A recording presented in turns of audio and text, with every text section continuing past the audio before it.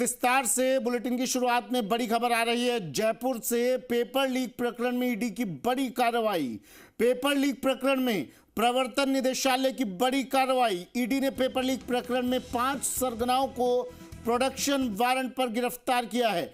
गिरोह के सरगना सुरेश साहू, विजय डामोर, पुखराज, पीराराम और अरुण शर्मा को ईडी ने गिरफ्तार किया है।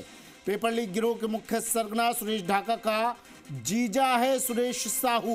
आरपीएससी मेंबर बाबूलाल कटारा का भतीजा है विजय डामोर। विजय डामोर द्वारा आरपीएससी का पेपर का मूल पेपर आउट किया गया था। मूल पेपर के सभी सवाल रजिस्टर में दर्ज किए गए थे। ईडी ने 5 आरोपियों को 3 दिन के रिमांड पर लिया है। कोर्ट ने 5 आरोपियों को 3 दिन के रिमांड पर सौंप दिया है। बड़ी खबर टीवी स्क्रीन पर। जयपुर से इस वक्त की सबसे बड़ी खबर टीवी स्क्रीन पर। पेपर लीक प्रकरण में ईडी ने बड़ी कार्रवाई की है। पेपर लीक प्रकरण में ईडी ने 5 सरगनाओं को, पेपर लीक के 5 सरगनाओं को गिरफ्तार किया है। सुरेश साहू की गिरफ्तारी हुई है। इन सरगनाओं में एक नाम सुरेश साहू भी। पेपर लीक प्रकरण में ये 5 सरगनाओं को गिरफ्तार किया है। अब 5 दिन के रिमांड पर लिया है। विष्णु शर्मा मेरे सहयोगी हमारे साथ फोन लाइन पर जुड़ गए हैं। विष्णु, बड़ी कार्रवाई ईडी की। बिल्कुल सुमित, कार्रवाई बड़ी मानी जा सकती है क्योंकि पूछताछ इन जो 5 आरोपी हैं इनको पहले गिरफ्तार थे और जेल में चल रहे थे। तो ऐसे में इनको पूछताछ के लिए प्रोडक्शन वारंट पे लिया है। प्रोडक्शन वारंट पे लेके और उनको जेल से सीधा कोर्ट में पेश किया गया और वहां से 3 दिन के रिमांड पर लिया गया है। अब जो ईडी है वो इन आरोपियों से इनके जो सरगना है, जिन तक आका है, वहां तक पहुंचने की कोशिश करेगी कि कहां से पेपर लीक किया, किसके इशारे पर इन्होंने पूरा काम किया, कहां कहां पेपर पहुंचाए। तमाम जो जांच है वो ईडी की तरफ से अब किया जाएगा क्योंकि इसमें जो मामले में पेपर लीक प्रकरण मामले में कई बार सफेद नेताओं के भी नाम आए थे और आरोप प्रत्यारोप चले थे। तो ऐसे में अब वहां तक पहुंचा जाएगा कि कहां तक उनकी भूमिका है या नहीं है। ईडी पूरी इस जो आरोप था, पूरा मामला था, इसको अब पूरी तरह खंगालेगी और आरोपियों तक पहुंचने की कोशिश करेगी कि क्योंकि जो मोटे मोटे आरोपी जिनका नाम सामने आया था उनको पकड़ लिया, सरगना थे सुरेश ढाका और उनको करी जा रही है। लेकिन जो बाबूलाल कटारा है जो आरपीएससी में मेंबर रहे थे उनको खुद को गिरफ्तार किया, भतीजे को गिरफ्तार किया, भांजे को। इसके अलावा जो अन्य आरोपी है उनको भी गिरफ्तार किया। तो अब उन आरोपियों के पीछे किसका हाथ है, कौन कौन इस मामले में इन्वॉल्व है, इनकी पूरा तह तक जाने के लिए अब इनसे पूछताछ की जाएगी। यही कारण है कि एक बार जेल से इनको प्रोडक्शन वारंट पर लिया और इन आरोपियों के लिए 7 दिन का रिमांड मांगा गया था। हालांकि कोर्ट ने 3 दिन का रिमांड दिया है।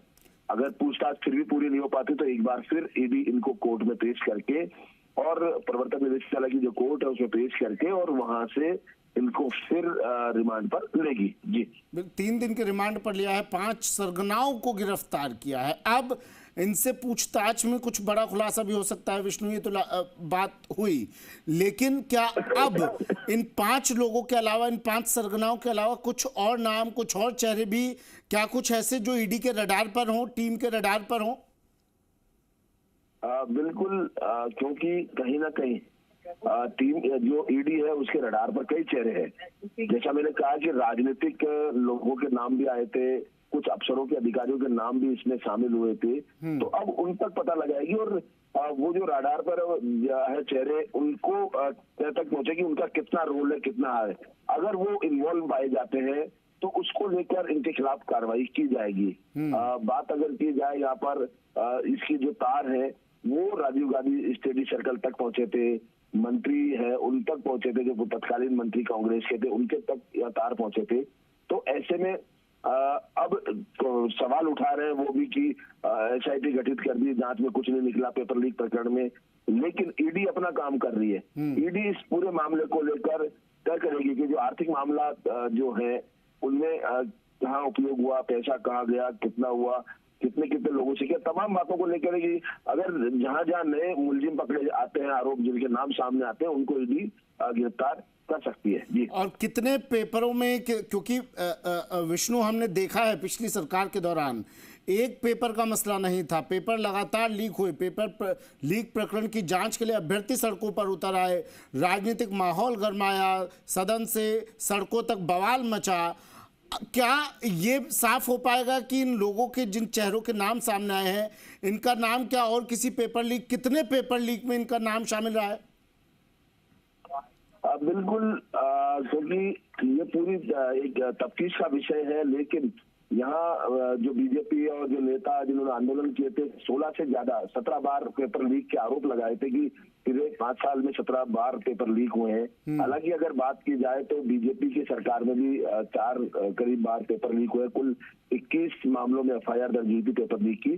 तो कहीं ना कहीं पेपर लीक जो है वो एक बड़ा मामला था, उसको लेकर राजनीतिक आंदोलन भी चला था बीजेपी। ठीक है, शुक्रिया विष्णु तमाम जानकारी के लिए। जयपुर से इस वक्त की बड़ी खबर है, पेपर लीक प्रकरण में ईडी की बड़ी कार्रवाई।